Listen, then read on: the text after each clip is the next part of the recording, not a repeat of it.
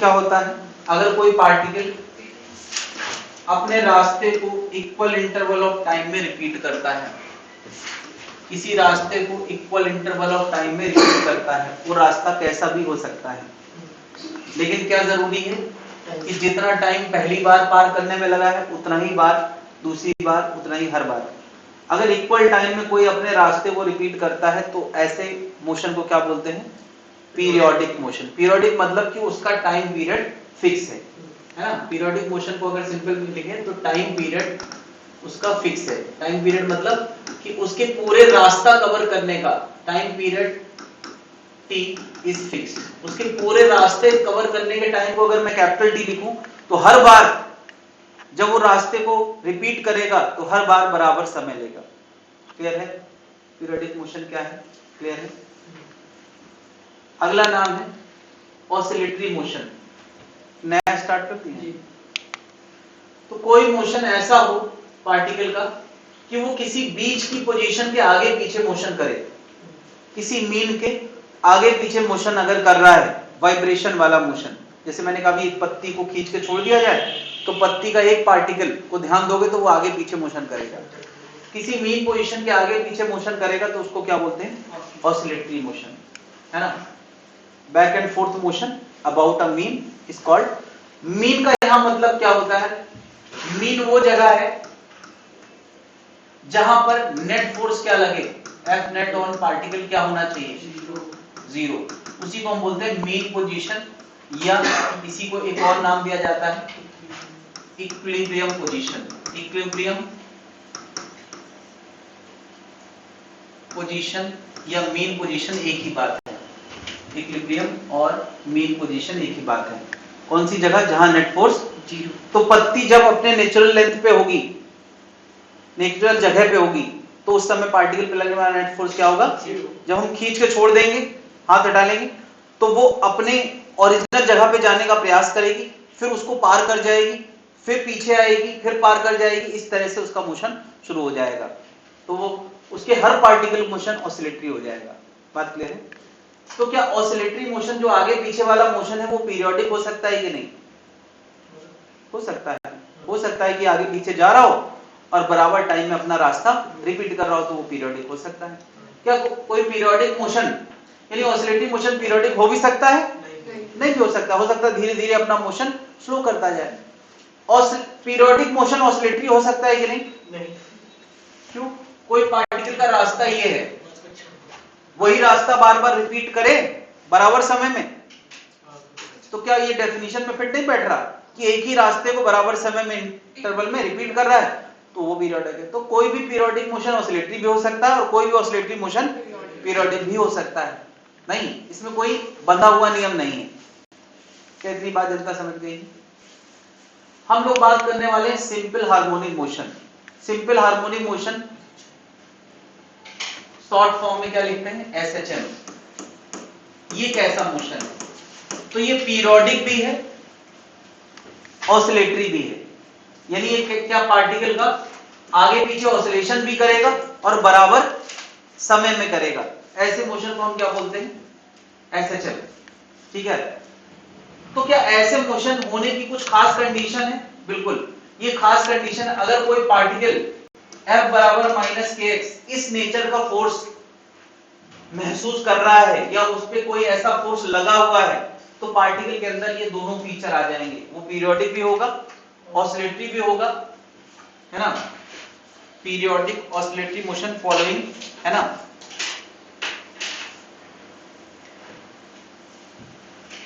अगर इन कंडीशन को फॉलो कर रहा है F बराबर माइनस के एक्स वाले को, तो वो कैसा होगा? Simple harmonic motion. Simple harmonic motion में दोनों डेफिनेशन आ जाती हैं, पीरियोडिक भी होगा और ऑसिलेटरी भी होगा। अच्छा बता, अर्थ सन के चारों तरफ रिवॉल्व करती है, वो पीरियोडिक है या ऑसिलेटरी? पीरियोडिक है, क्योंकि उसका रास्ता आगे पीछे नहीं होता बल्कि घूमने वाला होता है। और जब भी पीरियोडिक मोशन होगा तो पूछा जाएगा उसका टाइम पीरियड क्या है? कितना टाइम पीरियड? अरे नहीं है, उसका टाइम पीरियड हम जानते हैं। अर्थ अराउंड सन का टाइम पीरियड क्या होता है? 65.4 अराउंड सन कितना होता है? 365 डेज, 0.4 डेज। 365.4 डेज। नहीं, जितना भी यूनिफॉर्म सर्कुलर मोशन होता है यूसीएम, वो कैसा होता है? ये भी पीरियोडिक होता है। क्यों?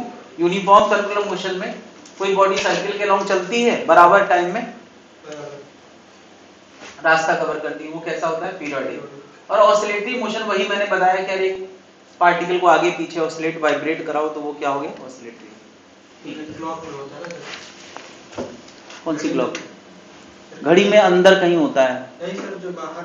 अच्छा वो, हाँ बिल्कुल। घड़ी में तुमने कई बार देखा वो पेंडुलम जैसा लटका रहता है, वो आगे पीछे मोशन करता है, तो वो कैसा मोशन है? Oscillatory motion.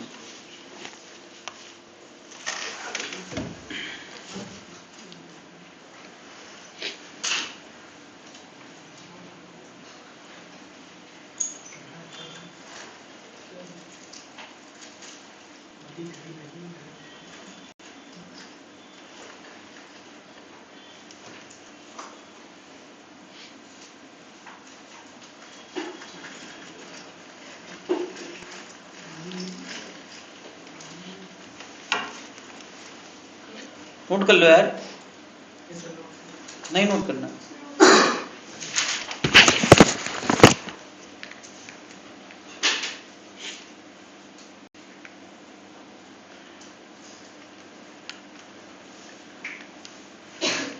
तो एसएचएम को लेके हम कुछ और डेफिनेशन इन्वॉल्व कराने वाले हैं। ये देखो यार, ऐसे आगे पीछे मोशन हो रहा है, ये कौन सा मोशन है? Simple harmonic motion. तो ऐसे क्या अपने मन से हवा में हो रहा है? नहीं, कोई ना कोई सोर्स है जो इसको एसएचएम करा रहा है। हो सकता है ये स्प्रिंग के इफेक्ट में आगे पीछे ऑसिलेशन कर रहा हो सकता है वो ग्रेविटी के इफेक्ट में कर रहा हो सकता है वो इलेक्ट्रिक फील्ड के, यानी इस पे कोई ना कोई फोर्स है। और फोर्स का नेचर कैसा है? फोर्स का नेचर ऐसा है कि ये इसकी मेन पोजीशन है, जब यहां से एक्स आगे तो इस बॉडी पे लगने वाला फोर्स कहां होगा? पीछे। सोचो यार, एक बॉडी इस समय राइट है और फोर्स पीछे है, और इसके अंदर कोई वेलोसिटी है, तो बताओ उस वेलोसिटी का क्या होगा? क्या बताओ, ये फोर्स वेलोसिटी को रोकने का प्रयास कर रहा है, तो पहले इसकी वेलोसिटी कम होते होते क्या होगी? 0। फिर फोर्स तो लगातार लगा है, फिर फोर्स क्या करेगा? पीछे खींचेगा, स्पीड बढ़ाएगा, और सबसे ज्यादा स्पीड यहां होगी। क्यों? क्योंकि ये फोर्स हमेशा कहां लगना है? पीछे की तरफ। मैंने यार फोर्स के फॉर्मूले में -kx दिखाया, वो पता है क्या बताता है? अगर x आगे है तो फोर्स पीछे। ये फोर्स दो काम करता है, स्पीड को घटाता है जब ये आगे जा रही होती है, और स्पीड को बढ़ाता है जब ये पीछे। ये फोर्स दो काम कर रहा है। तो जब ये आगे जा रहा है तब उसको रोकता है, कहते भैया ना जाओ, और फिर वापस लाके कहां तक लेने आता है, छोड़ने आता है? मीन तक फोर्स कहता है। एक्चुअली फोर्स कह रहा है कि तुमको यहां आना है, तो बेचारा जब वहां से ये बॉडी जा रही होती है तो कहता है कि भैया रुक जाओ, इधर आना है तुमको, यहां रोक लेता है, फिर किसी तरह से मना के मीन तक ले आता है। लेकिन मीन आने तक उसके अंदर अच्छी खासी स्पीड आ जाती है, तो क्या होता है? फिर वो आगे निकल जाती है बॉडी। तो फोर्स क्या मनाता है कि नहीं तुमको यहां नहीं, यहां आना था, तुम आगे क्यों निकली जा रही हो? तो फिर ये स्पीड घटाते घटाते क्या होता है? अदर एक्सट्रीम में पहुंच गए, वहां जाके रोकने में कामयाब हुआ। अभी भी कह रहा है कि तुमको वापस आना है, तो स्पीड फिर से बढ़ेगी, बढ़ते बढ़ते यहां आएंगे, यहां अच्छी खासी स्पीड हो गई, तो फिर उस तरफ, और ये मोशन लाइफ टाइम चलता रहेगा, लेकिन वो कभी भी इक्विलिब्रियम में मीन पोजीशन में नहीं आ पाएगी बॉडी। हाँ, अब देखो ऐसा है ना कि हम लोग बहुत आइडियल डिस्कशन करने वाले हैं। अभी वैसे तो देखो सरफेस पे फ्रिक्शन होगा, तो फ्रिक्शन की वजह से एनर्जी के लॉसेस होंगे, एयर रेजिस्टेंस की वजह से, हम ये सब बातें इग्नोर करते चल रहे हैं। एकदम आइडियल सरफेस है, कोई एयर नहीं है, तो ये मोशन लाइफ टाइम चलता रहेगा, और हमें ऐसे वही वाला पढ़ना है जो लाइफ टाइम चलता रहेगा। सर मेन पोजीशन क्या सेंटर की पोजीशन? हाँ कह सकते हैं, एसएचएम आगे पीछे हो रहा है और ये बीच का पॉइंट है, बिल्कुल बीच का पॉइंट होगा, क्योंकि दोनों तरफ एक जैसा बिहेवियर है। पहले फोर्स रोकने का प्रयास करता है इस तरफ, फिर स्पीड बढ़ा के मीन में लाता है, जब मीन पे लाता है तो स्पीड बहुत ज्यादा हो जाती है, तो इस तरफ जाता है, तो उतनी दूर जाके फिर से रोकने में कामयाब हो जाता है, फिर वापस आता है। ऐसे कर सकते हैं सर, प्लस 2 उसको -2 और 2 से डिवाइड कर देंगे 0 मतलब मीन हो गया ना। तो हम लोग कुछ नाम इन्वॉल्व कराने वाले हैं। पहला नाम आ गया एम्पलीट्यूड। एम्पलीट्यूड क्या है? मीन से बॉडी एक किनारे जितना दूर तक जाती है, तो इस किनारे भी जितना दूर जाती है, इस किनारे भी उतना ही दूर जाती है, उसका नाम क्या है? एम्पलीट्यूड। एम्पलीट्यूड एम्पलीट्यूड क्या है? इस दूरी का नाम क्या है ना? Maximum displacement from mean. Mean से जितना दूर ये जाएगा उसी का नाम क्या है? एम्पलीट्यूड। तो इसकी यूनिट क्या होगी एम्पलीट्यूड की? अरे लंबाई का मेजरमेंट है तो या तो मीटर होगा या तो सेंटीमीटर होगा, कुछ ना कुछ यूनिट होगा, स्टैंडर्ड यूनिट मीटर है। अगला नाम है टाइम पीरियड। तो क्या ये पीरियोडिक मोशन है कि नहीं? अरे भाई ये अपना रास्ता बार बार रिपीट कर रहा है कि नहीं? वो एक लाइन वाला रास्ता है तो क्या हुआ?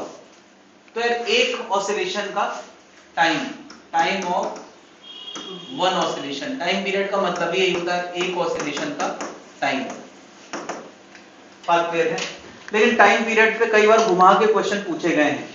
बताओ अच्छा, एक पार्टिकल का मीन से जाते हुए वापस मीन में आ जाना, क्या इसके बीच के टाइम को टाइम पीरियड कह सकते हैं या नहीं?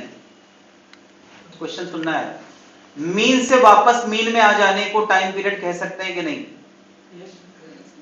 देखो मीन में था, यहां गया, फिर मीन में आ गया, ऑसिलेशन पूरा हो गया?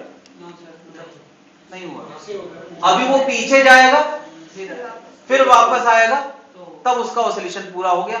यानी मीन से मीन पे आ जाना ऑसिलेशन पूरा। अब चलो मैं एक और बोलूं, एक ही पॉइंट पे दो जगह प्रकट हो जाना, दो बार, two consecutive appearance at a point, उसके बीच के टाइम को टाइम पीरियड कह सकते हैं। ट्रू और फॉल्स? हाँ फॉल्स है। क्यों? क्योंकि यार इस जगह पे अभी अभी तो मैंने बताया, एक बार जाते समय फिर हुआ, एक बार लौटते समय, क्या इसके बीच के टाइम पीरियड को टाइम पीरियड नहीं कह सकते हैं? बात क्लियर है?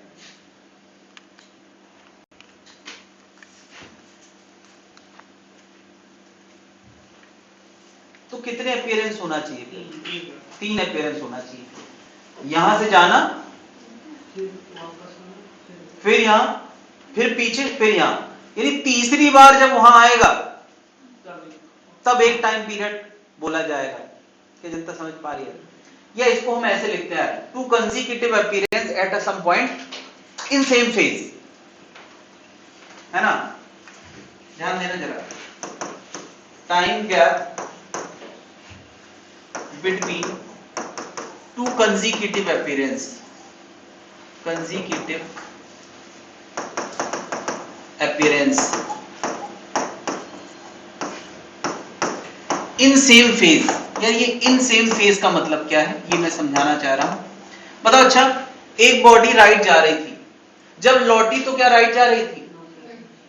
नहीं, तो वो सेम फेज नहीं हुआ। यानी दो जगह, दो बार एक जगह प्रकट तो हुई है मगर सेम फेज में प्रकट नहीं। फिर पीछे गई, जब फिर वापस आगे आई, ये बताओ, जाते समय राइट वेलोसिटी थी, फिर पूरा ऑसिलेशन करने के बाद फिर जब यहां आएगी फिर से राइट वेलोसिटी होगी। तो अब क्या एक ही फेज में दो बार प्रकट हो गई कि नहीं? इसके बीच के टाइम पीरियड को टाइम पीरियड कह सकते हैं। बात क्लियर है? फेज का मतलब एक जैसे हालात। वेलोसिटी राइट है तो राइट ही वेलोसिटी दोबारा आना चाहिए, अगर लेफ्ट आ गई तो उसको सेम फेज नहीं कहा जाएगा। बात क्लियर है? अब मुझे बताएं, एक जगह ऐसी है जहां दो बार प्रकट हो जाए, उसके बीच के टाइम को टाइम पीरियड कह सकते हैं। फेज की बात करना जरूरी, दो जगह अपीयर होने के बीच के टाइम को टाइम पीरियड कह सकते हैं। एक जगह ऐसी है, वो जगह कौन सी है? हाँ यस, एक्सट्रीम वो जगह है। देखो यार, यहां पे जब आएगी वापस ना, तो पूरा ऑसिलेशन, भाई यहां से यहां जाना होगा, फिर इधर जाना होगा, फिर इधर जाना होगा, इधर, यानी एक्सट्रीम वो जगह है जहां पे दो अपीयरेंस हो गए तो फेज वर्ड बोलने की जरूरत नहीं है। नहीं,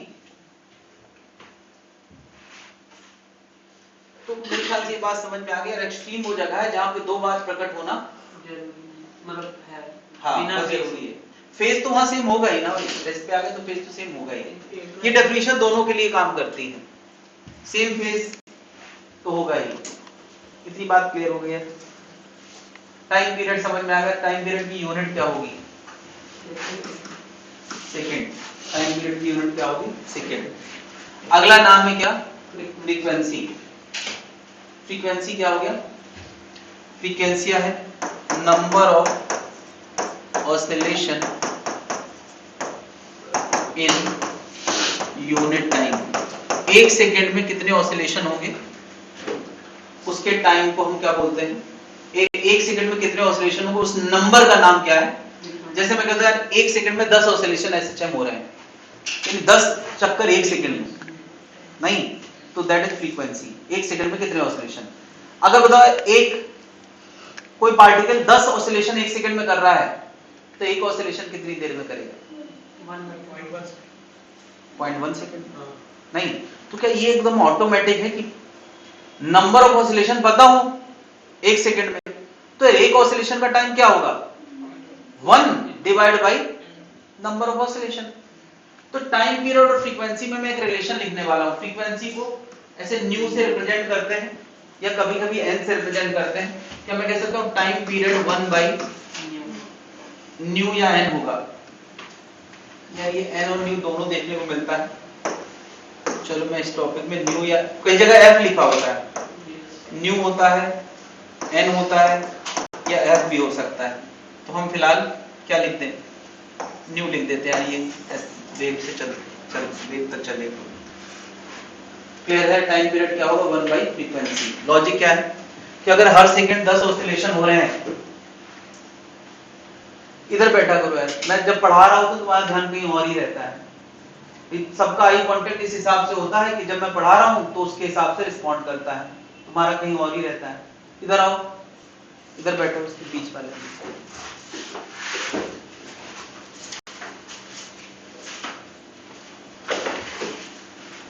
ये बात समझ में आ गया? अगर एक सेकंड में 10 ऑसिलेशन हो रहे हैं तो एक ऑसिलेशन कितनी देर में होगा? 1 by 10। 1 by number of oscillation पर सेकंड, तो टाइम पीरियड। ये फॉर्मूला महसूस होना चाहिए कि ऐसा ही क्यों है। क्या इतनी बातें क्लियर है? नोट कर लिया है? नोट करते जाएं।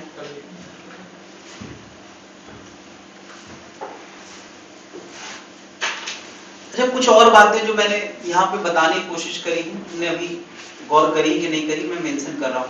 मुझे बताओ, मीन पोजीशन वो जगह है जहां फोर्स, हमने एक फॉर्मूला पढ़ा है बराबर माइनस के एक्स, पढ़ा है कि नहीं? तो जैसे जैसे एक्स बढ़ेगा वैसे वैसे फोर्स बढ़ेगा, कम से कम मैग्नीट्यूड तो बढ़ेगा। नहीं, अगर कोई कहते एक्स बराबर 0, यानी कहां की बात चल रही है? मीन की। वहां पर फोर्स नहीं, एक्स 0 डालोगे तो फोर्स क्या आएगा? 0 आएगा। अगर मैं एक्स सबसे बड़ा डालता हूं, सबसे बड़ा एक्स कितना होता है? ए। अरे एम्पलीट्यूड क्या होता है? सबसे बड़ा एक्स, तो एक्स बराबर ए डालूंगा तो एफ क्या आएगा? माइनस के। क्या इससे बड़ा एफ नहीं हो सकता मैग्नीट्यूड वाइज? यानी सबसे ज्यादा फोर्स कहां लगता है बॉडी पे? एक्सट्रीम पे। राइट एक्सट्रीम पे माइनस के और लेफ्ट एक्सट्रीम पे प्लस के आएगा। क्या एफ बराबर प्लस के आएगा कि नहीं? अरे ऐसा है ना, एफ बराबर माइनस के एक्स होता है, तो एक्स की जगह माइनस ए डालोगे तो क्या बन जाएगा? प्लस के। तो जब ये राइट एक्सट्रीम पे होता है तो फोर्स कहां होता है? लेफ्ट, तभी तो माइनस लिखा है। और जब ये लेफ्ट एक्सट्रीम पे होता है तो फोर्स कहां होता है? राइट, और सबसे ज्यादा होता है ना? और सबसे ज्यादा मनाने की कोशिश हो भी कहां? जब सबसे ज्यादा दूर निकल जाए। तो यहां यार फोर्स मना रहा है, बॉडी घर नहीं आना चाह रही है। तो क्या हो रहा है? मनाने की कोशिश, जैसे जैसे एक्सट्रीम पे वो बॉडी दूर जाती जाती, कोशिश भी बढ़ती जाती है। ये वो जगह है जहां सबसे वो रुक गई है एक पल के लिए कि ठीक है चलो चलते हैं वापस। फिर वो वापस आती है, लेकिन तब तक उसकी स्पीड तेज हो जाती है तो उस तरफ निकल जाती है। तो ये रूठना मनाना चलता रहता है, बॉडी कभी घर वापस नहीं आएगी। यही एसएचएम मैसेज दे रहा है।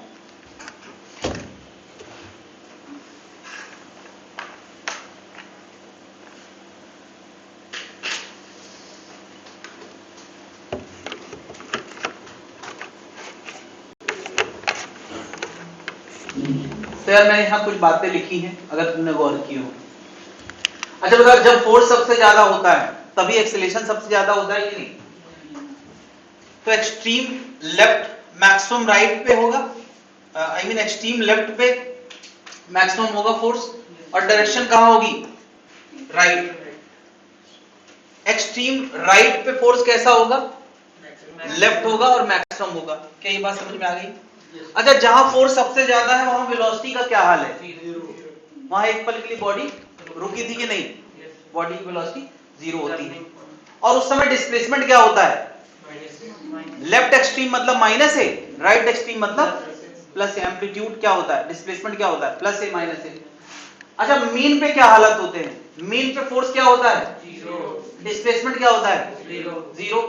और वेलोसिटी इस समय कैसी होती है? मैक्सिमम होती है। मैक्सिमम राइट होती है कब? एक बार, और फिर जब लौटती है तो मैक्सिमम लेफ्ट होती है। क्या इतनी बातें सबने गौर करी है कि नहीं? नहीं करी है तो नोट कर लें।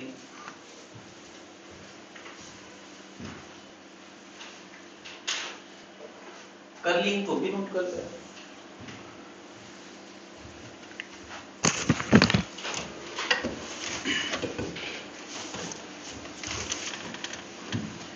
फोर्स मैक्सिमम होगा, डायरेक्शन राइट होगी। यहां फोर्स मैक्सिमम होगा और डायरेक्शन लेफ्ट होगी। अच्छा, कोई पूछे यार एक्सट्रीम में काइनेटिक एनर्जी क्या होती है? जीरो होती है। भाई वेलोसिटी जीरो तो काइनेटिक एनर्जी, तो ये तो समझने की बात है यार, वेलोसिटी जीरो है तो काइनेटिक एनर्जी भी जीरो। और मीन पे मैक्सिमम होगी। क्या ये बात सबको समझ में आ रही? वेलोसिटी की जो हालत है वही काइनेटिक एनर्जी की बातें होंगी, सेम।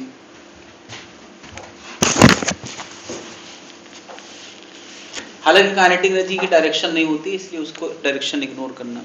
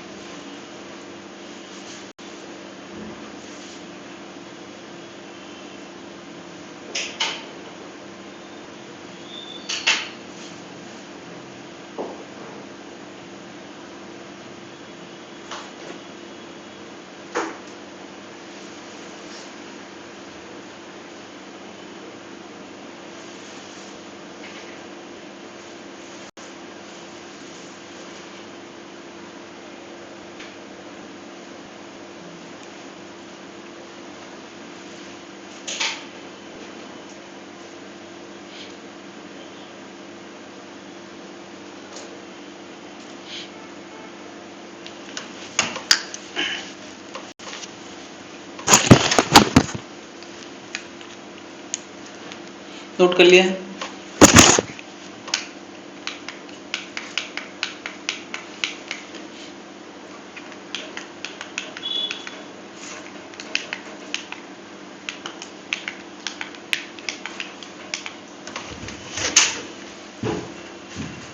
तो हम लोगों ने एसएचएम की मेन कंडीशन क्या पढ़ी? मेन कंडीशन ऑफ एसएचएम पढ़ी है, एफ बराबर क्या? माइनस के एक्स। एक चीज हम जानते हैं F बराबर मास इंटू एक्सेलरेशन, पढ़ा है कि नहीं? अच्छा, एक्सेलरेशन को हम लोग dv बाई dt लिख देते हैं, ये भी पढ़ा होगा नहीं? v को क्या लिख देते हैं? dx by dt। तो यार ये d बाई dt दो बार ऑपरेट हो गया, एक बार v में और एक बार उससे भी पहले। तो यार ये d स्क्वायर लिख देते हैं और यहाँ नीचे dt का, यार dt एक शब्द है, dt दो टर्म नहीं होते हैं, तो d square by dt square of what? x। ये जो है डिफरेंशियल इक्वेशन कहलाती है ना? ये फोर्स बराबर माइनस के एक्स था और ये है differential equation of SHM, differential equation of SHM. कभी कभी इस पे भी कभी कभी सीधे सीधे लिख दिया जाता है एसएचएम की कंडीशन क्या है। तो ये एसएचएम की कंडीशन है, वो आई किससे? इसी से आई है। या तो ये लोग लिख दें या तो ये लोग लिख दें, एक ही बात है। ये लोग क्यों लिखा जाता है? क्योंकि मैथ्स में इसको सॉल्व करने की टेक्निक्स होती हैं, तुम्हें सॉल्व करना नहीं, बस तुम्हें ये कहना है कि इसको हम सॉल्व करने वाले हैं। ये 1 डिग्री डिफरेंशियल इक्वेशन है या 2 डिग्री? 2 डिग्री। 1 डिग्री ये थी, ये v पे 1 डिग्री डिफरेंशियल इक्वेशन है, लेकिन ये x पे 2 डिग्री डिफरेंशियल इक्वेशन है। जब यार 1 डिग्री डिफरेंशियल इक्वेशन सॉल्व होती है तो लिमिट लगाते हैं तो, और लिमिट लगाने से एक कांस्टेंट अपीयर होता है, नहीं होता है? फाइनल लिमिट, इनिशियल लिमिट डालते हैं तो कांस्टेंट इन्वॉल्व होता है। इसमें कितने बार लिमिट डालना पड़ेगी? 2 बार। तो इसमें दो अननोन, दो इंटीजर या दो कांस्टेंट इन्वॉल्व होने वाले हैं। 1 डिग्री डिफरेंशियल इक्वेशन में एक कांस्टेंट आता है और 2 डिग्री डिफरेंशियल इक्वेशन में दो कांस्टेंट आते हैं, है ना? मैं इसका सॉल्यूशन लिख रहा हूं, solution of above 2 degree differential equation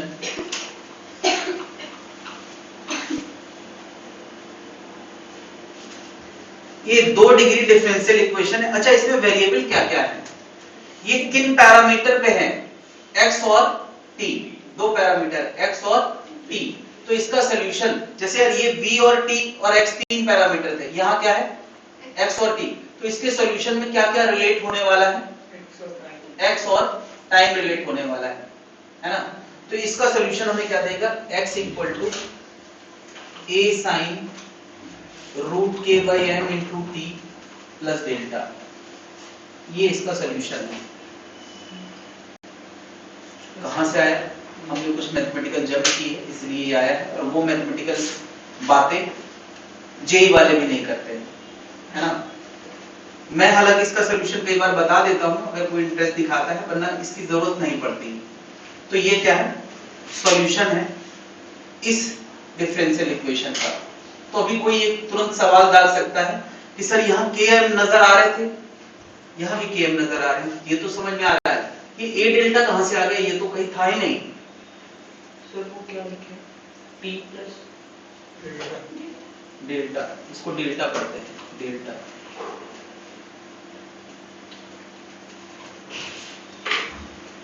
तो क्या कोई सवाल नहीं दागेगा?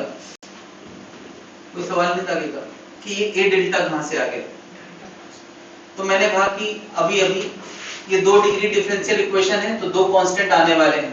ये वही दो कांस्टेंट है, ये वही दो कांस्टेंट है। एक का नाम एम्पलीट्यूड है और दूसरे का नाम है इनिशियल फेज। ए हम जानते हैं पहले से, क्या है? एम्पलीट्यूड। डेल्टा क्या है? Initial phase. ठीक है, अभी हम इसको क्या कि अचानक से एक इक्वेशन प्रकट हुई है जिसको हम बिल्कुल महसूस करना नहीं जानते हैं। ये इक्वेशन किनको किनको रिलेट कर रही है? x को टाइम के साथ, नहीं?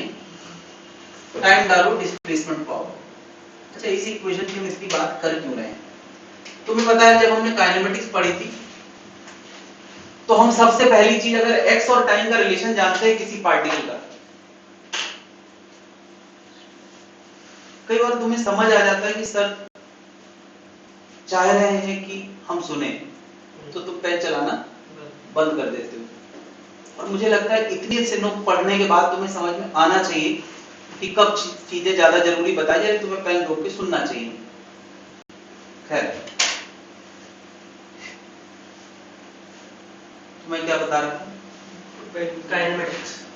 काइनेमेटिक्स जब हम पढ़ते थे तो सबसे पहली चीज मैंने बताई थी, अगर x as a function of time, एक फंक्शन पता है तो उसके डिफरेंशिएशन से, भाई x as a function of time के डिफरेंशिएशन से क्या आ जाता है? वेलोसिटी। वेलोसिटी के डिफरेंशिएशन से क्या आ जाता है? एक्सेलरेशन। नहीं, सारे फंक्शन आ जाते हैं। तो सबसे ज्यादा जरूरी क्या है? x as a function of time. इसीलिए इसके पीछे हम पढ़े। क्या इस एसएचएम करते हुए पार्टिकल में हम पार्टिकल के बारे में क्या बातें करेंगे? क्या बातें करेंगे?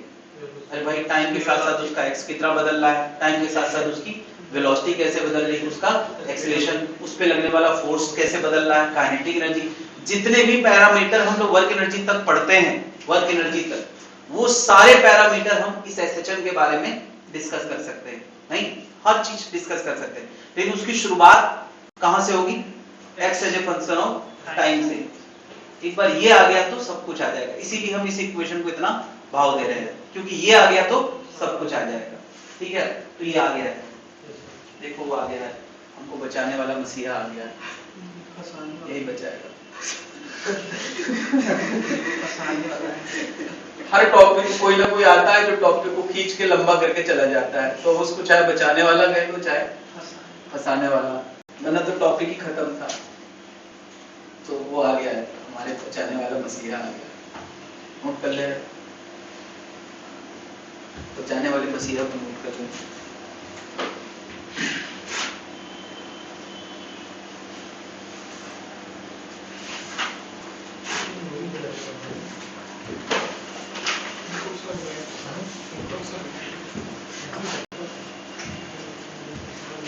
ए एम्पलीट्यूड है, यूनिट क्या है? मीटर। कोई मुझे बता सकता है इस डेल्टा की यूनिट क्या होगी? देखो यार, एक बात समझे, साइन कॉस टेन के अंदर जो इनपुट होता है ये, वो हमेशा एंगल होता है। साइन कॉस के अंदर जो एंगल टर्म होता है वो हमेशा एंगल होता है, और एंगल की यूनिट होती है रेडियन। एंगल यूनिट लेस नहीं, एंगल की यूनिट क्या है? रेडियन है, उसकी डायमेंशन नहीं होती। फिर ये अंदर जो कुछ भी आया है, क्या ये, मैं लिख दूं पहले तो, root k by m into t plus delta, जो कुछ भी आया है has unit of angle, that is radian. क्या ये बात सबको समझ में आ रही है? अच्छा, अब जरा डायमेंशनल एनालिसिस की एक प्रॉपर्टी याद करो, जिसमें मैंने कहा था फिजिक्स में अगर कोई टर्म आता है तो उसमें जितने भी टर्म प्लस माइनस के साथ होते हैं उन सब की यूनिट सेम होती है। तो इससे मैं कह सकता हूं डेल्टा की भी यूनिट क्या होगी? रेडियन। और root k by m into T की भी यूनिट क्या होगी? रेडियन। तो मुझे बताओ रूट के बाई एम की यूनिट क्या होगी? यार इस इन मल्टीप्लाई की रेडियन है, तो रूट के बाई एम की क्या होगी? रेडियन पर सेकेंड। क्या रेडियन पर सेकेंड पहले कभी आया है? एंगुलर वेलोसिटी आया है? नहीं आया था कि नहीं? हालांकि यहाँ तो ऐसे जब आगे पीछे चल रहा है, कोई सर्कल थोड़ी चल रहा है, तो ये ओमेगा आने की कोई हमें उम्मीद नहीं है। लेकिन क्योंकि इसकी यूनिट रेडियन पर सेकंड, तो इसको मैं एक सिंबल दे रहा हूं, क्या? ओमेगा। इसको क्या पढ़ते हैं? ओमेगा। फिलहाल ये ओमेगा रेडियन पर सेकंड में है, इसको हमने एक नाम दिया है एंगुलर। ओमेगा सिंबल का नाम है, ओमेगा फिजिकल क्वांटिटी नहीं। इसका नाम क्या है? एंगुलर फ्रीक्वेंसी, जो कि फिजिकल क्वांटिटी है, एंगुलर फ्रीक्वेंसी। यार एंगुलर वेलोसिटी लिखना ठीक नहीं है, क्यों? क्योंकि एसएचएम करने वाला पार्टिकल सर्कल में थोड़ी चलता है, तो एंगुलर वेलोसिटी तो कह नहीं सकते, तो उसका नाम क्या रख दिया है? एंगुलर फ्रीक्वेंसी रख दिया है। भाई ताकि एंगुलर भी आ जाए, तो ऐसे यूनिट वही है रेडियन पर सेकंड वाली, लेकिन नाम क्या रखा है? Angular frequency. ये सारे नाम से फैमिलियर हो गए। तो यार अब जहां जहां रूट के बाई एम आएगा तो उसको ओमेगा लिख सकते हो, थोड़ा अच्छा लगेगा। Root k by M carry करना मुश्किल होता है। तो एसएचएम की इक्वेशन क्या बन गई? A sine omega T plus delta. बात क्लियर है? जहां रूट के बाई एम है उसको क्या लिख सकते हैं? ओमेगा। इतनी सारी बातें अभी मैंने डिस्प्लेसमेंट इक्वेशन को लेके करी और ले देंगे हमारी कहानी में जो इक्वेशन फाइनली आ गई है वो क्या आ गई है, x बराबर a sine omega T plus delta. ये एसएचएम इक्वेशन आ गई।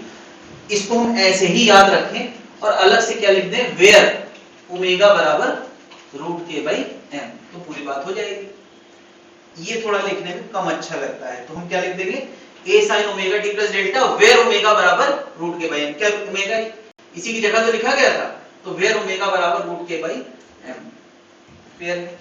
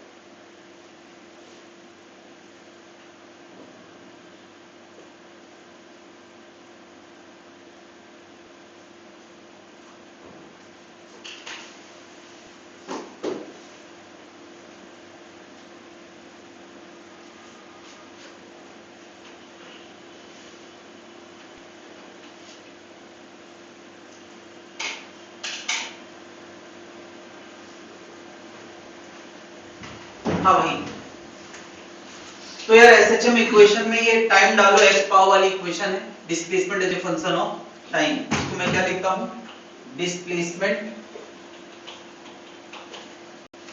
As a function of time दिख रहा है, बोलने की जरूरत नहीं है। डिस्प्लेसमेंट का रिलेशन टाइम के साथ, जिसमें साइन के अंदर जो कुछ आया था वो रेडियन यूनिट का था, और ये पूरा रेडियन का यूनिट, तो ये भी रेडियन यूनिट, तो ये क्या आ गया, रेडियन पर सेकंड यूनिट।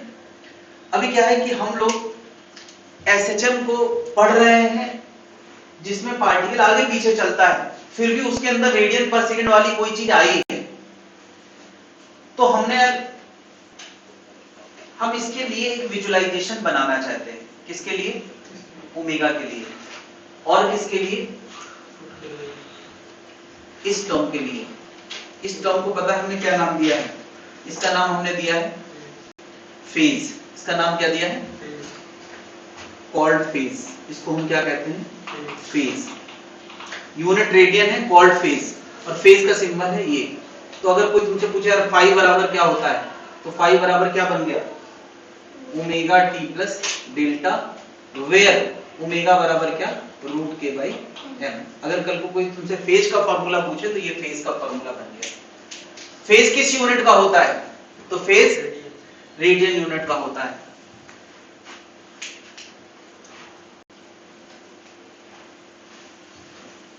तो ये फेज वाली बात को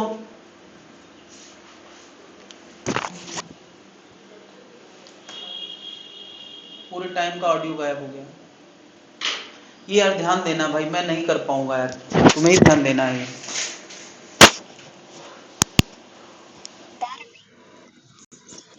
भाई यहाँ पे केवल यही काम है, कोई और काम तो है नहीं। लेक्चर तुम्हें सुनना नहीं, क्वेश्चन तुम्हें सॉल्व नहीं करना है। बस ये ध्यान देना कि रिकॉर्डिंग सही जा रही कि नहीं जा रही, और माइक की ऑडियो आ रहा है कि नहीं आ रहा है। माइक इधर रखा है तो पूरा ऑडियो घर पर हो गया कि नहीं।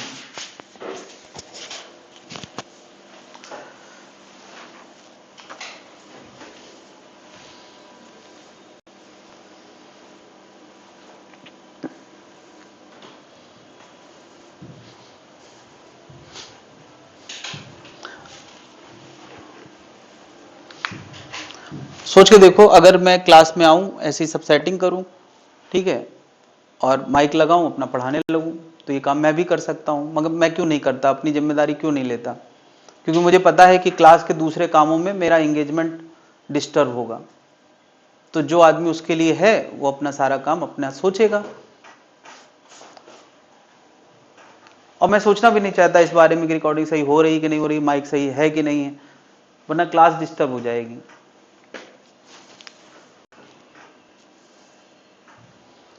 नोट कर लिया भाई लोग?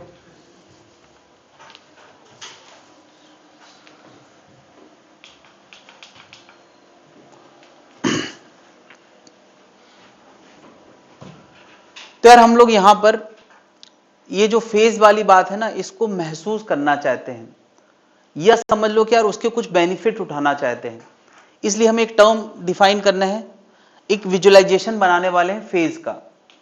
और फेज क्या है?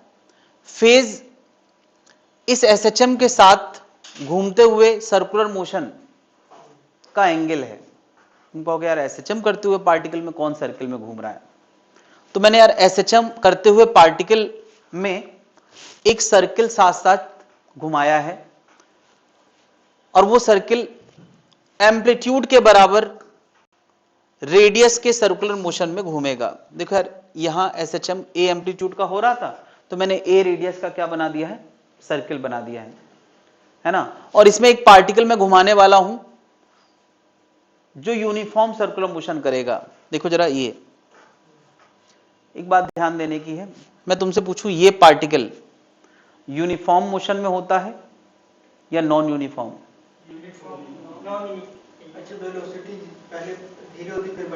मेरा क्वेश्चन है, ये यूनिफॉर्म मोशन में है या नॉन यूनिफॉर्म? कितने लोग कहते हैं ये यूनिफॉर्म मोशन में? हाथ उठाएं। कितने लोग कहते हैं ये नॉन यूनिफॉर्म मोशन में है? Still confused? मुझे बताओ, क्या इसकी स्पीड एक जैसी रहती है, बदलती रहती है?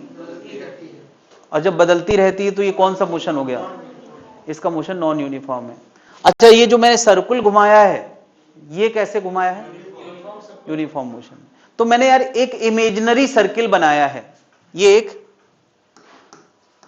इमेजिनरी सर्कुलर मोशन है, सर्कुलर मोशन, और वो भी कैसा? यूनिफॉर्म। यूनिफॉर्म सर्कुलर मोशन को हम यूसीएम कहते हैं, यूनिफॉर्म सर्कुलर मोशन। इसका time period has time period same as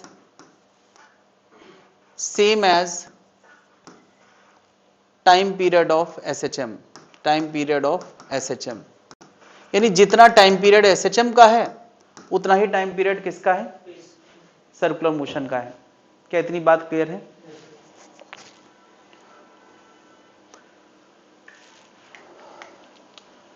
अब जरा देखना, अब जब दोनों का टाइम पीरियड सेम है तो इसका मतलब दोनों एक साथ, ये जितनी देर में अपना एसएचएम पूरा करेगा, ये उतनी देर में अपना सर्कुलर मोशन पूरा करेगा। ऐसा देखा जाता है कि दोनों हमेशा एक दूसरे के ऊपर नीचे होते हैं। जरा गौर करें, क्या किसी भी वक्त दोनों हमेशा एक दूसरे के ऊपर नीचे हैं? मैंने एक लाइन बनाई है, ब्लैक कलर की वजह से दिख नहीं रहा है, कोई बात नहीं, मैं इसका कलर बदल सकता हूं। अच्छी बात यह है,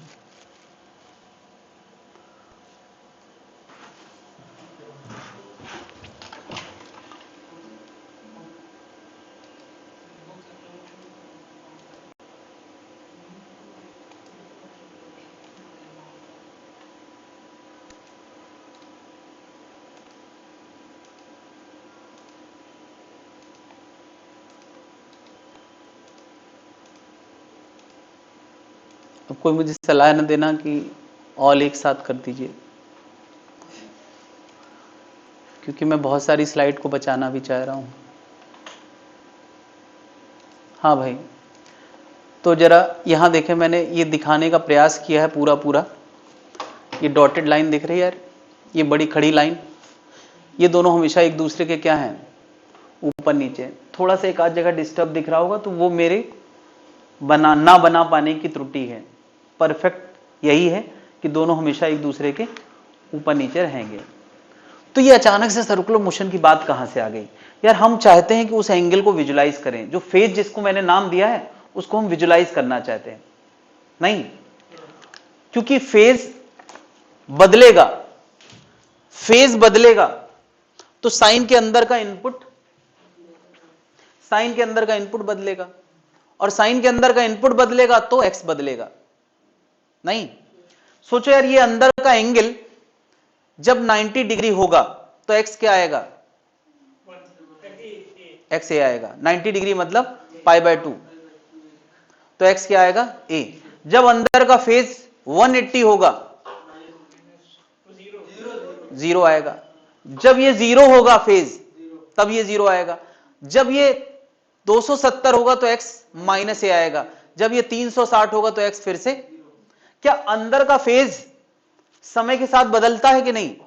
फेज अगर समय के साथ बदलेगा तो x भी बदलेगा, और वो फेज इसी सर्कुलर मोशन का एंगल है, वो फेज इसी सर्कुलर मोशन का एंगल है जो साथ साथ में घुमा रहा हूं। जरा देखें, इसका एंगल 90 डिग्री हुआ, 90 डिग्री, साइन 90 क्या होता है 1, तो उसका डिस्प्लेसमेंट कितना हो गया a।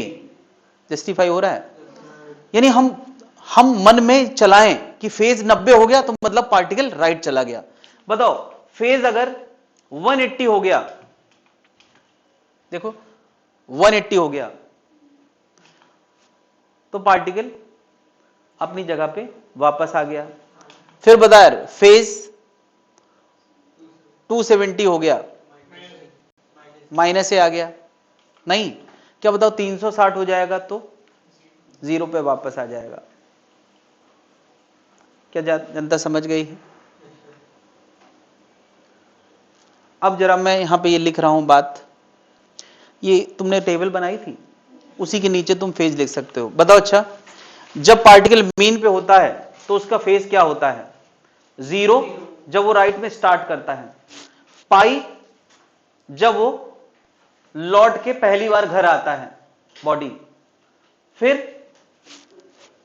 2 पाई जब वो लौट के दूसरी बार घर आता है या आती है, जो भी है फेज। क्लियर है?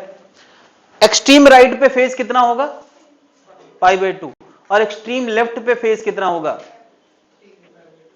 3π/2। क्या समझ रहे हैं? 0 से 2 पाई के बीच में मैंने अभी ये बताया है, उसके बाद चीजें रिपीट करेंगे 2 पाई के बाद।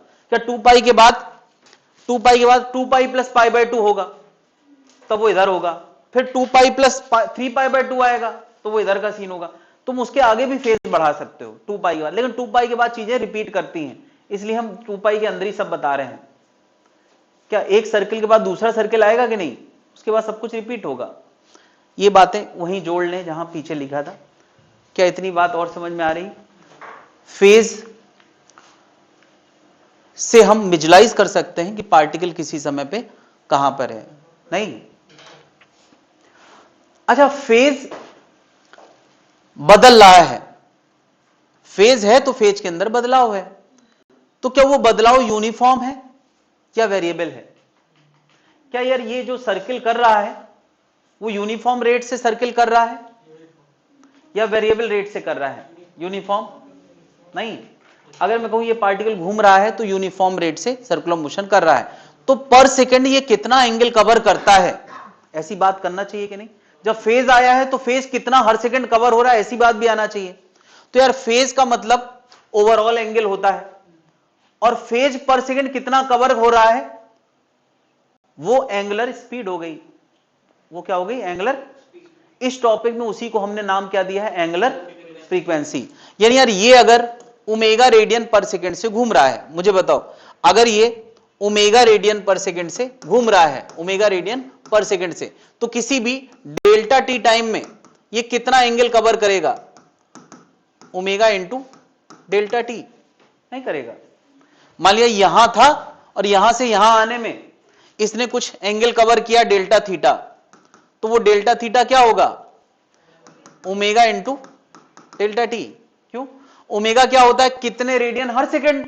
मान लिया 2 रेडियन हर सेकंड घूम रहा है तो डेल्टा टी टाइम में कितना घूम जाएगा? Omega into delta T. क्या जनता समझ पा रही है? क्या इसमें कोई दिक्कत है? या टी टाइम में कोई कितना घूम जाएगा? अगर टी इक्वल टू 0 पे 0 एंगल था, मतलब अच्छा टी बराबर 0 पे फेज 0 था, तो टी टाइम में कितना फेज हो जाएगा? 0 प्लस ओमेगा टी हो जाएगा कि नहीं? नहीं। अरे भाई ओमेगा रेडियन हर सेकंड घूम रहा है तो टी टाइम में कितना हो जाएगा? अगर कोई कहे टी इक्वल टू 0 पे 0 नहीं, डेल्टा फेज था, तो टी टाइम में कितना फेज हो जाएगा? ओमेगा टी प्लस डेल्टा हो जाएगा। ये जनता समझ पा रही है? अगर टी बराबर 0 पे 0 फेज था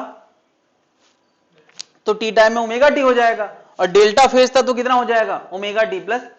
तो देखो यार अभी फॉर्मूला हमने दिया है 5 फेज बराबर क्या? Omega T plus delta. उसमें डेल्टा क्या होता है? शुरुआत का फेज। ये नाम रखा था यार, डेल्टा क्या है? Initial phase. नहीं, तो ये फाई क्या है? Total phase. फाई क्या है? टोटल फेज या फेज। क्या अभी पूरी बात क्लियर है? ये फेज समझने के लिए, महसूस करने के लिए हमने सर्किल चलाया है, हालांकि हमें सर्कुलर मोशन नहीं डिस्कस करना है। डिस्कस क्या करना है ना? अच्छा अब ये बताओ यार, क्योंकि हम ये फेज सर्कुलर में घूम रहे हैं और उसका टाइम पीरियड एसएचएम का टाइम पीरियड सेम है, तो क्या सर्किल के कुछ फॉर्मूले यहां भी काम आ जाएंगे? क्या तुमने एक फॉर्मूला पढ़ा है, ओमेगा बराबर 2 पाई इंटू फ्रीक्वेंसी? कहां पढ़ा है? सर्किल में। यहां भी काम आ जाएगा। क्या एक फॉर्मूला पढ़ा है, ओमेगा बराबर 2 पाई बाई टी? वहां पढ़ा है, यहां भी काम आ जाएगा। क्या जनता समझ पा रही है?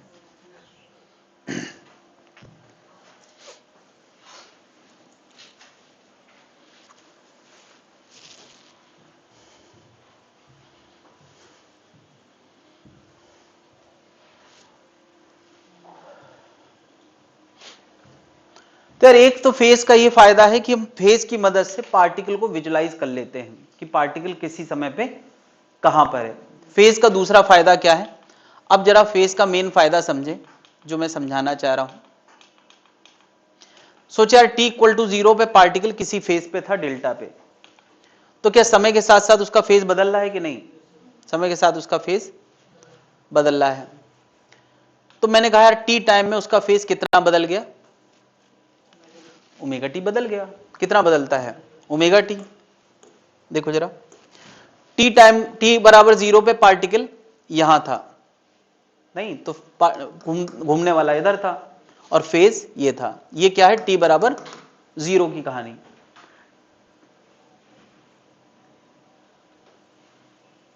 ऐसे ही करते रहते यार पूरे टाइम। कोई यही क्या नहा के नहीं आए हो?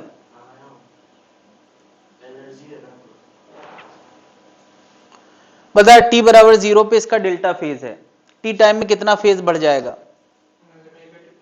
कितना बढ़ जाएगा? ओमेगा टी बढ़ जाएगा।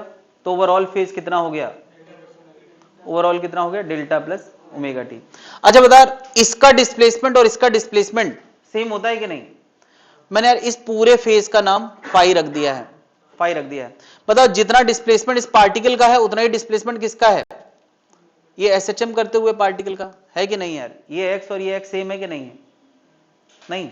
अब मुझे बताओ, मैं डिस्प्लेसमेंट निकाल रहा हूं, इसका आ जाएगा कैसे? तुमने यार ये लंबाई एम्पलीट्यूड के बराबर है कि नहीं है? बताओ यार, साइन ऑफ एंगल कैसे डिफाइंड है यार? इस ट्राइंगल में देखो जरा, साइन ऑफ एंगल कैसे डिफाइंड है? Perpendicular by hypotenuse. Sine of angle कैसे डिफाइंड है? Perpendicular by hypotenuse. तो x बराबर क्या आएगा? a साइन आ गया। और वेयर फाई इक्वल टू क्या होता है? वेयर फाई इक्वल टू क्या होता है? Omega T plus delta. तो एसएचएम की इक्वेशन क्या बन गई? a sine omega T plus delta बन गई। ये एसएचएम की बनी है, सर्किल की बनी है? लेकिन सर्किल का डिस्प्लेसमेंट और एसएचएम का डिस्प्लेसमेंट सेम ही तो है। तो ये एसएचएम का भी डिस्प्लेसमेंट इक्वेशन है और इस सर्किल का भी डिस्प्लेसमेंट। कहां से? बीच वाली लाइन से। क्या जनता समझ पा रही है? तो ज्यादातर किताबों में डिफरेंशियल इक्वेशन की चर्चा नहीं होती, यहीं से एसएचएम इक्वेशन निकाली जाती। मैंने भी निकाली है। मैंने कौन सा उसका डिफरेंशियल डेरिवेशन कर दिया है? नहीं।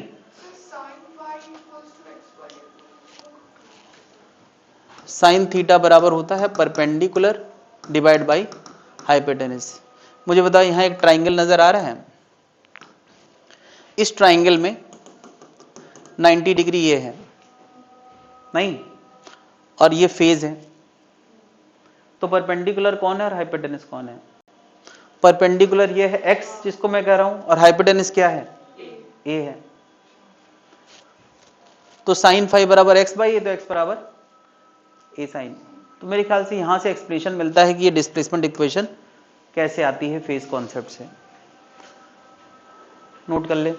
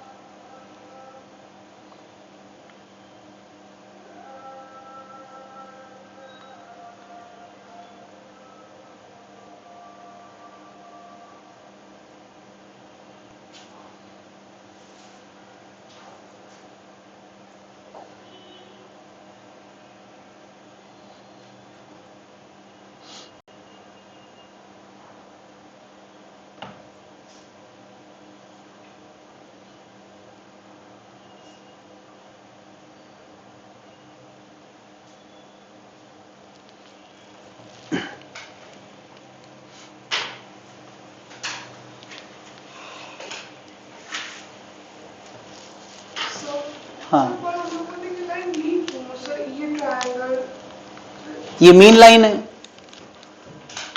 हम लोग डिस्प्लेसमेंट इक्वेशन क्या जानते हैं, मीन वाली पोजीशन से पार्टिकल का जितना डिस्प्लेसमेंट है वही निकालना तो हम चाह रहे थे टाइम के साथ साथ।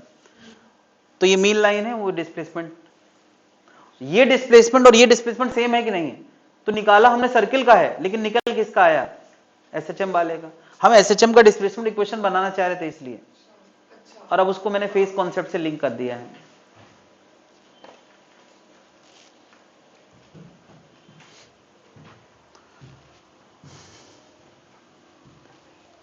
तो यार अभी यार पूरी कहानी क्या है कि हम लोग फेज को महसूस करना सीख गए हैं। सर्किल का एंगल फेज होता है, सर्किल कहां से आया, तो एसएचएम के साथ साथ इमेजिन करो उसका एंगल फेज होता है।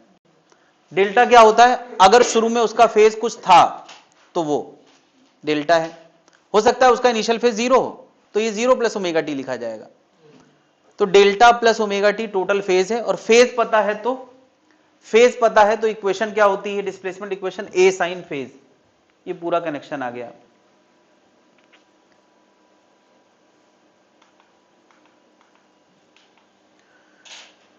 बात क्लियर है भाई। फेज का फॉर्मूला कोई पूछे क्या होता है तो ओमेगा टी प्लस डेल्टा होता है। मीन पे फेज कितना होता है 0, लौटते समय पाई, फिर 2 पाई। राइट पे फेज कितना होता है π/2, इस किनारे फेज कितना होता है 3π/2। ये सारी बातें हम लोगों ने समझ ली हैं, और ये समझ ली हैं तो मैं कुछ क्वेश्चंस फेज कॉन्सेप्ट पे कराने वाला हूं, क्वेश्चन से और क्लैरिटी आएगी। देखिए जरा, ये particle start with initial phase π/4। तो अगर तुम π/4 सही में इमेजिन करना चाहते हो तो तुम्हें सर्किल सोचना पड़ेगा, है ना, क्योंकि फेज है ही सर्कुलर मोशन का एंगल, तो सर्किल तुम्हें इमेजिन करना पड़ेगा। हालांकि हम डिस्कशन किसका कर रहे हैं, एसएचएम का, तो एसएचएम यहां कहीं होगा। मान लियो वो उसका एक्सट्रीम इधर है तो वो बीच में कहीं होगा नहीं, लेकिन उसके साथ साथ जो हम सर्किल घुमा रहे थे वो कितने एंगल पे है, π/4 पे है।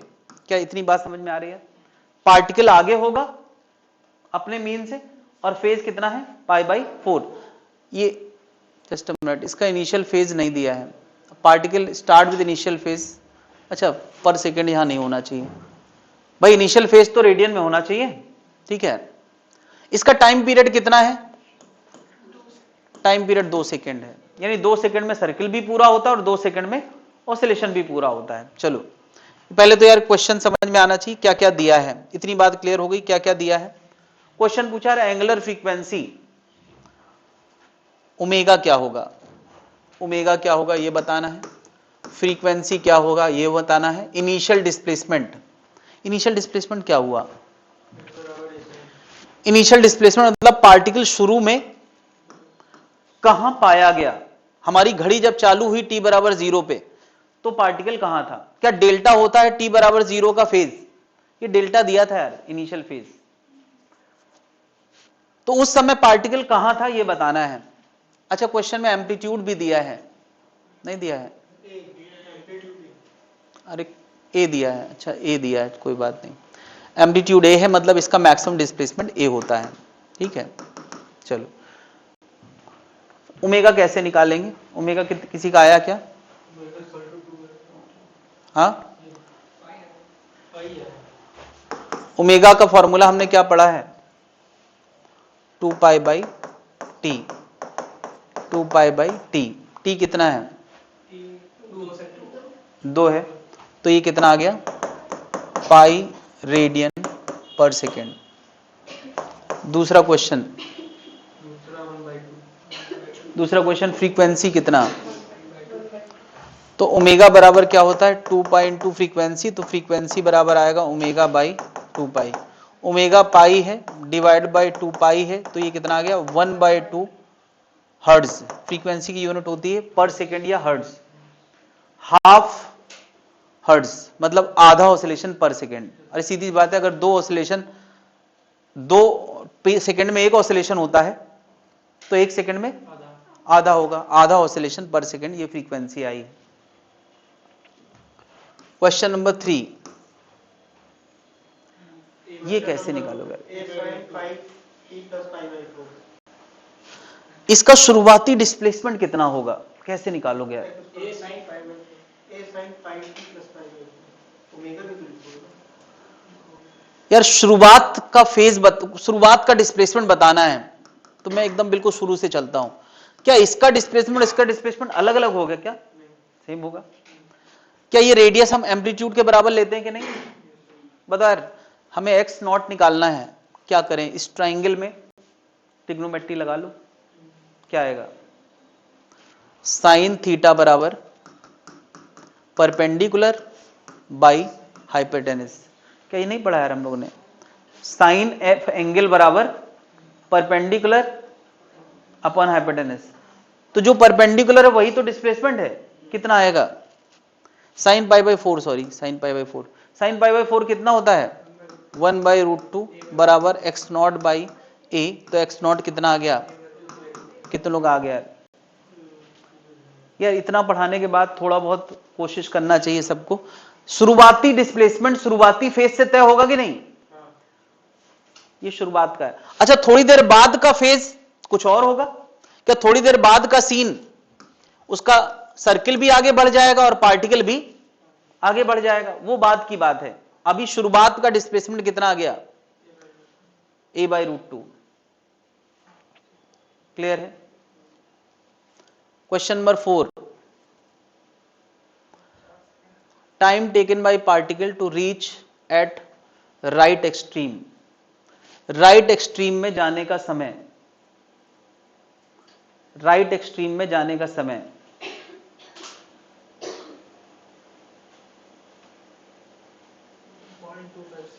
राइट एक्सट्रीम में जाने का समय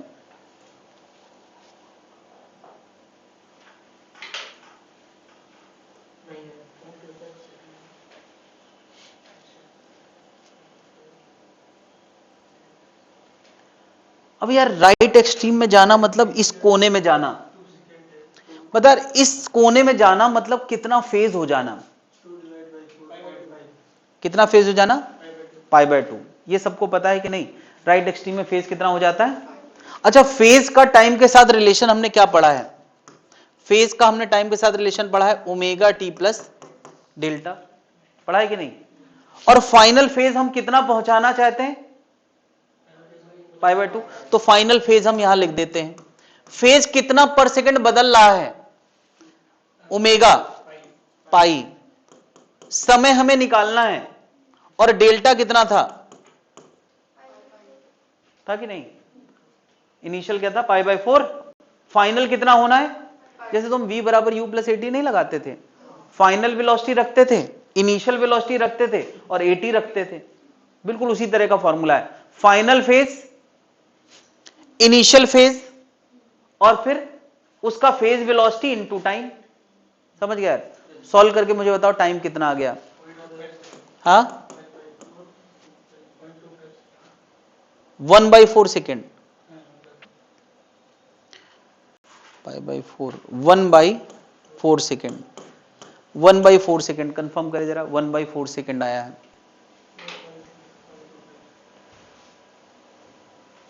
क्लियर है?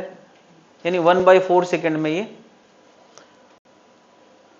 कहां आ जाएगा? Right extreme. और सही भी है, पता है ये बड़ा लॉजिकल आंसर है। अगर तुम इसको समझना चाहो, मुझे बताओ इसकी शुरुआत π/4 एंगल से हुई थी, तो अब इसको कवर कितना करना है?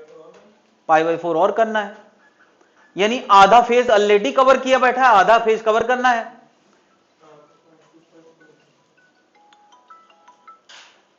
हेलो, गुड आफ्टरनून जी गुड आफ्टरनून। सर, ये क्या नोट क्या थी आपकी? पिछली क्लासेस चाहिए या कोर्स हो गया?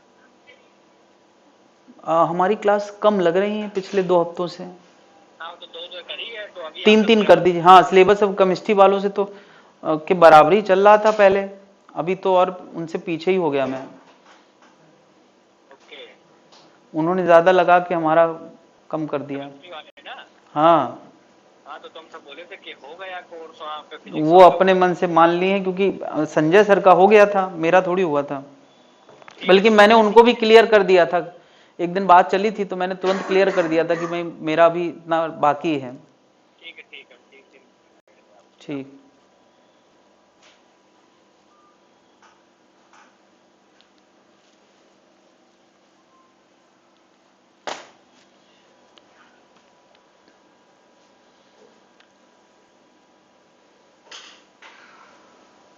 टाइम कितना आ गया 1/4 सेकेंड।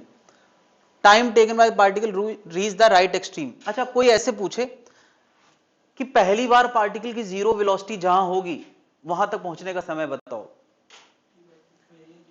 यही आंसर आएगा, नहीं आएगा। क्यों? क्योंकि एक्सट्रीम पे पहुंचना मतलब जीरो वेलोसिटी पे पहुंचना। कोई ऐसे पूछे कि जीरो काइनेटिक एनर्जी पे पहुंचने का समय बताओ, तो वही मतलब सेम बात हो गई भाई, zero velocity zero kinetic energy. कोई पूछे यार मैक्सिमम एक्सेलरेशन में पहुंचने का समय बताओ, तो क्या मैक्सिमम एक्सेलरेशन एक्सट्रीम राइट पे ही तो होता है? तो क्या इन सबका आंसर सेम आएगा कि नहीं? ये क्वेश्चन क्लियर है? यानी फेज कॉन्सेप्ट से हम ये सारी बातें कर सकते हैं, जीरो वेलोसिटी पे पहुंचना, काइनेटिक एनर्जी है सब एक ही बात। अगला क्वेश्चन पूछा है, ये होना चाहिए सबका, time taken by the particle to reach the left extreme. Left extreme में यानी घूमते घूमते यहां इस किनारे पे जाने का समय बताना है। क्या करोगे? क्या करोगे? हाँ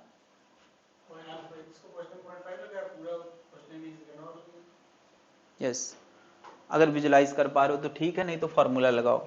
मुझे बताओ लेफ्ट एक्सट्रीम जाना मतलब कितना फेज हो जाना? क्या लेफ्ट एक्सट्रीम का फेज मैंने अभी लिखाया था, कितना होता है? फिर से वही फॉर्मूला लगाओ, omega T plus delta. Final phase कितना हो जाना है? फाइनल फेज कितना हो जाना है? 3π/2। ओमेगा कितना है? पाई। डेल्टा कितना है? π/4। इसको सॉल्व करके देखो यार टी का आंसर कितना आ रहा है? 5/4 सेकेंड। कंफर्म करें, 5/4 सेकेंड। अब मैं इसको थोड़ा जस्टिफाई कराना चाह रहा हूं। अच्छा बताओ पूरे ऑसिलेशन का टाइम पीरियड कितना है? कितना है? 2 सेकेंड है। तो यहां मीन से इस किनारे जाने का समय कितना होता होगा यार? आधा अच्छा पूरा ऑसिलेशन 2 सेकंड का है तो आधा ऑसिलेशन 1 सेकंड का होगा, और आधे का आधा यहां से यहां जाना कितना हो गया? हाफ। अरे पूरा ऑसिलेशन 2 सेकंड का है तो आधा ऑसिलेशन, तो क्वार्टर ऑसिलेशन मतलब मीन से वो कितना होगा? 1/2। और क्वार्टर का भी क्वार्टर 1/4। जस्टिफाइड है कि नहीं? अब बता यार 1/4 यहां से यहां का आया था, फिर बताओ यहां से यहां जाने में वो आधा ऑसिलेशन कर रहा है कि नहीं? और आधा ऑसिलेशन 1 सेकंड का था, तो एक में 1/4 ऐड कर दो तो टोटल कितना हो गया? 5/4। वही आया कि नहीं? अगर तुम फील करो तो ये भी लॉजिक है उसको समझने के, नहीं फील करो तो फॉर्मूला तो सबको दे ही रहा है, लेकिन फील करने से ही ज्यादा दिमाग में रहेंगी चीजें। क्या दोनों बातें क्लियर है? यहां से यहां 1/4 क्योंकि आधा फेस कवर किया, π/4 कवर्ड है और π/4 और कवर करना है, आधा फेस कवर करने में आधा समय लगता है। क्या जानता है? बराबर फेज बराबर, क्योंकि फेज यूनिफॉर्म रेट से कवर होता है। अच्छा क्या बराबर डिस्प्लेसमेंट बराबर समय में कवर होता है? ये कह सकते हैं? एक बात, अभी मैंने कहा बराबर फेज बराबर समय में कवर होता है, जस्टिफाइड है क्योंकि फेज वेलोसिटी यूनिफॉर्म होती है। तो क्या बराबर डिस्प्लेसमेंट बराबर समय में पूरा होता है? यानी पहला a/2 पूरा होने में जितना समय लगता है, अगला a/2 पूरा होने में उतना ही समय लगेगा। जैसे कोई कहे कि एक SHM कर रहा है पार्टिकल, एक पार्टिकल SHM कर रहा है, तो यहां से आधा होने में जितना समय लगेगा, क्या अगला आधा होने में उतना ही समय लगेगा? हाँ अलग आएगा, क्योंकि पार्टिकल का मोशन यूनिफॉर्म नहीं है। SHM का मोशन यूनिफॉर्म है, पार्टिकल का मोशन यूनिफॉर्म नहीं है। क्या जनता समझ पा रही है? तो देखो यार फेज π/4 से π/2 हुआ मतलब उसका दुगना हो गया है ना? तो मैंने कहा कि यार 1/4 लगा है क्योंकि आधा ही कवर करना था। चलो अच्छा एक और बात मैं बता दूं, एक ऑसिलेशन का इधर से इस किनारे जाना जितना समय लेगा, यहां से लौटने का समय भी उतना ही होता है, फिर इधर जाने का समय भी उतना ही होता है, इधर आने का भी। यानी ये क्वार्टर में तुम सोच सकते हो बराबर होगा, क्योंकि जैसा मोशन रिटार्डेशन का इधर होता है वैसे स्पीड अप का इधर होता है, वैसे रिटार्ड। ये यूनिफॉर्म वाला लॉजिक नहीं है, ये सिमेट्री वाला लॉजिक है। मोशन यूनिफॉर्म नहीं है, लेकिन क्या जिस अंदाज में यहां ब्रेक लगता है उसी अंदाज में स्पीड बढ़ती है, उसी अंदाज में यहां ब्रेक लगता है फिर स्पीड बढ़ती है। इसलिए चारों क्वार्टर का समय एक जैसा होता है, चारों क्वार्टर का समय एक जैसा। यानी पूरे ऑसिलेशन का टाइम t है तो एक क्वार्टर का समय कितना होगा? t/4। फिर लौटने का कितना? t/4। फिर इधर जाने का t/4, फिर इधर आने का T/4। तो मुझे बताओ यहां से आधा जाने का समय क्या T/8 लिखा जा सकता है? नहीं लिखा जा सकता, यही मैं समझाना चाह रहा हूं। अगर पूरे ऑसिलेशन का टाइम T है तो यहां से यहां जाने का T/4, यहां से यहां आने का T/4, फिर इधर T/4 और यहां पे कितना T/4। हर क्वार्टर सिमेट्री से होता है। तो मैं कह दूं कि यार अगर ये इसका ऑसिलेशन का एम्पलीट्यूड A है तो यहां से A/2 जाने का समय T/8 होगा क्या? भाई यहां से यहां का T/4 तो A/2 का T/8 नहीं होता है, क्योंकि शुरू में स्पीड ज्यादा होती है और बाद में स्पीड कम होती है। तो ऐसे हम नहीं कह सकते हैं।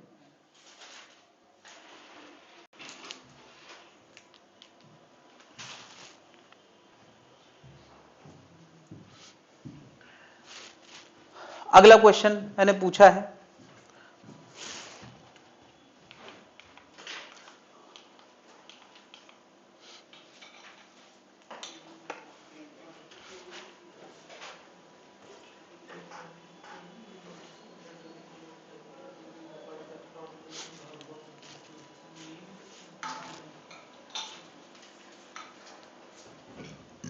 मीन से यानी यहां से पार्टिकल चला है यहां तक पहुंचा है, समय पूछा है, जबकि पूरे ऑसिलेशन का समय कितना बताया गया है?